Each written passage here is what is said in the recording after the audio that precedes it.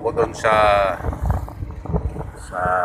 pinuntahan nating Eric Cam kanina na tunting. Pinuntahan din natin yung irrigation canal. Ito yung irrigation canal na hindi na siya nagagamit. Wala na dito yung tubig. May mga kambing na sinusuga niya sa gilid. Ayan yung simento na irrigation. Ito naman yung pansada sa gilid. Ito yung barrier ng pansada. Punta dito sa tubig sana ng irrigation.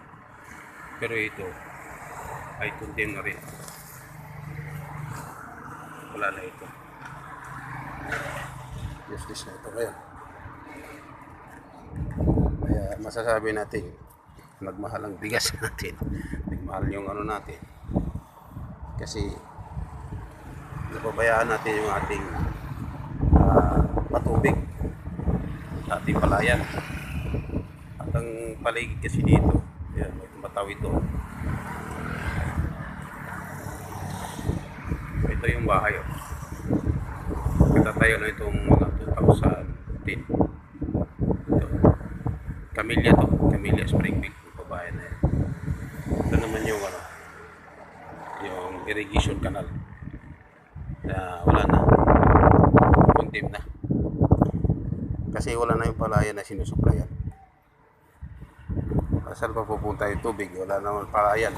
May bahay na. Kaya ito na ngayon. Kwento na lang ang natitira sa kanya. Ito, simento sa gilid. Ayan. Wala na yung wala na yung spirit ng irrigation. Siguro nung katatapos nitong ginagawa ay punong-puno itong tubig para sa palayan. Pero ito tinutubuan ng damo. Ayan, tinutubuan ng basura. Ito, yan, mga debris ng construction. Ayan, mga debris pinubuhos dyan. Kaya wala na talaga. Kung ano man ang nangyayari sa kwan, dapat may pinalit. May mga irrigation para dito para matugunan yung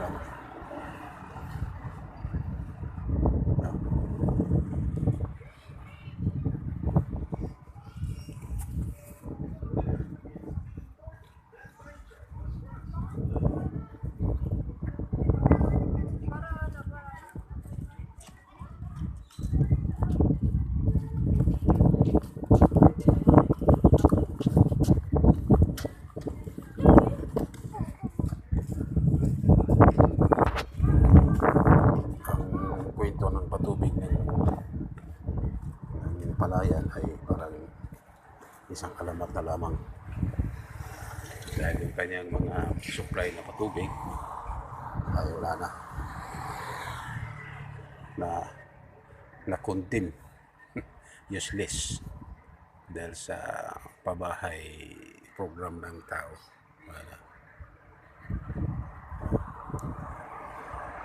Ayan na lang ating usapan mga kabayan. Yung ating dapas na. Hindi natin makita sa future ito. Baka balang araw magiging tambakan na lang ito. At mabura sa mapa ng Pilipinas. Itong mahabang kanal ito hanggang doon dito sa may Southville, Ayala, doon sa dulo. Ito naman papuntang Springville, Camellia, doon hanggang doon sa may Pasong Buhaya ito.